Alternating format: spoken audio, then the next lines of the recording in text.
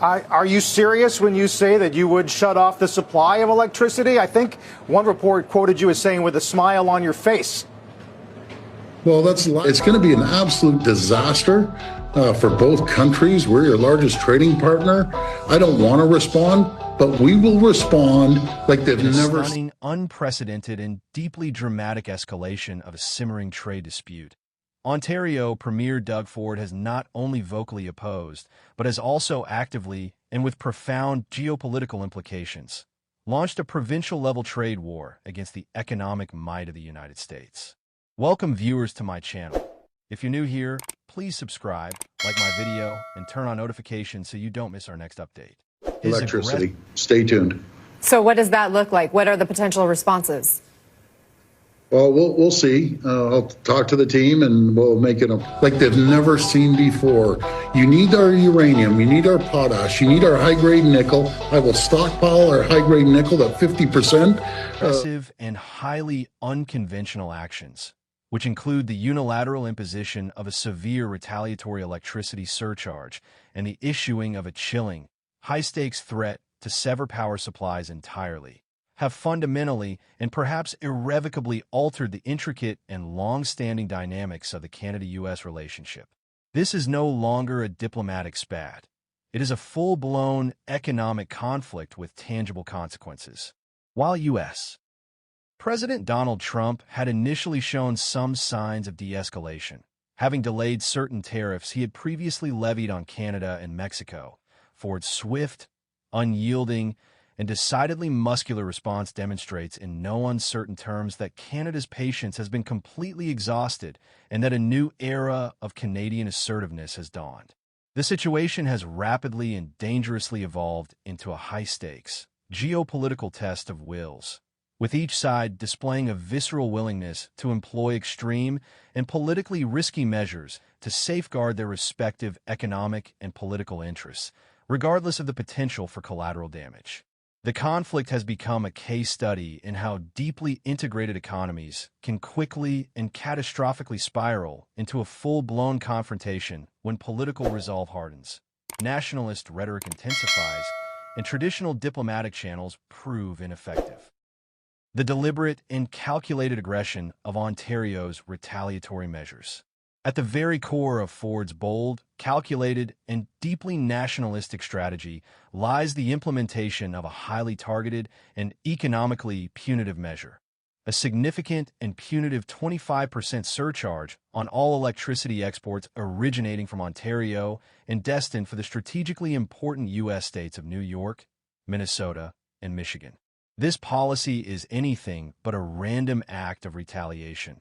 It is a shrewd, meticulously calculated, and deeply deliberate political and economic maneuver designed to inflict maximum pressure with surgical precision. Instead of waiting for a potentially slow, indecisive, or politically constrained federal response from Ottawa, Ford has masterfully exploited his province's formidable energy infrastructure and its critical role as a key power supplier to these specific U.S. states, all of which share a physical border or deep economic ties with Ontario. The regional focus of this surcharge is a crucial and strategic element of his plan. By singling out these states, which are politically significant and economically intertwined with Ontario's economy, he aims to create immense internal political pressure within the U.S. system. This pressure forces local businesses, individual consumers, and their political representatives to confront the direct, tangible, and immediate consequences of their federal government's protectionist trade policies. According to the official and highly publicized statement from Ford's government, this surcharge will directly and painfully impact the wallets of American consumers, with an estimated increase of $100 per month on electricity bills for both families and businesses in the affected regions. This sudden and substantial financial burden is designed to serve as a constant, painful, and inescapable reminder of the costs of the trade war, a powerful and visceral message that Ford hopes will ultimately compel a change in policy from Washington, D.C. by mobilizing a grassroots outcry and turning American citizens against their own government's actions. This is not simply about economics. It is a psychological and political gambit. However, Ford's actions and his accompanying often fiery rhetoric extend far beyond a simple, though significant, tariff. He has issued an even more audacious, unprecedented, and deeply controversial threat to completely and abruptly cut off the electricity supply to these states should the U.S. government escalate the trade war by imposing any new tariffs on Canadian products. This threat is a dramatic, high-stakes, and potentially catastrophic gamble, fundamentally transforming what began as a mere trade dispute into a potentially catastrophic issue of critical infrastructure and national energy security. The potential for such a shutdown to cripple industries, halt essential public services, disrupt the daily lives of millions, and even endanger public safety and health in 3 U.S. states makes this a truly extraordinary threat, one that crosses a red line that has traditionally been held sacrosanct between allied nations. Ford has attempted to justify this extreme measure by framing it as a reluctant necessity, positioning it as a last resort in a conflict he emphatically states he did not initiate. In his numerous public statements and media appearances, he has been careful and deliberate in distinguishing between the American people and their president, expressing his profound sorrow for the former, who he sees as the hardworking Americans caught in the crossfire of a conflict for which one person is responsible. That's President Trump. This narrative is a politically astute and cunning strategy, ingeniously designed to build sympathy for Canada's position among the U.S. public, while simultaneously isolating President Trump as the singular villain in the dispute, thereby attempting to sow division within the American political landscape and weaken the president's domestic support. The broader economic and geopolitical dimensions of the conflict. The escalating trade war poses immense, far-reaching, and multi-generational economic risks for both nations, a situation exacerbated by their deeply integrated economies and highly complex, interwoven supply chains. The Canada-U.S. trade relationship is one of the largest, most critical, and most intricate in the entire world, with each country acting as the primary and most important trading partner for the other, a relationship built over decades of close cooperation and economic integration.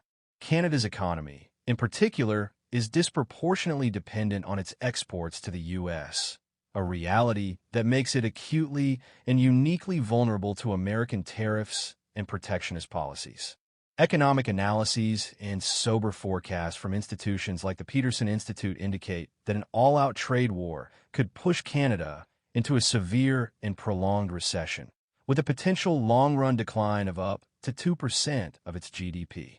This grim forecast highlights the self-destructive and zero-sum nature of the conflict, as retaliatory measures, while politically gratifying and seemingly just, could end up inflicting more damage on Canada's economy than on the much larger, more diversified, and more resilient U.S. economy, a classic illustration of the no one wins in a trade war maxim. The economic fallout would likely manifest in widespread and painful job losses across key sectors like automotive, manufacturing, and agriculture, as well as significant supply chain disruptions and a dramatic reduction in business investment due to heightened uncertainty and a pervasive lack of market predictability. This uncertainty is a silent killer for long-term economic growth and prosperity. The threats from both sides have become increasingly specific, politically charged, and intertwined with a broader set of grievances.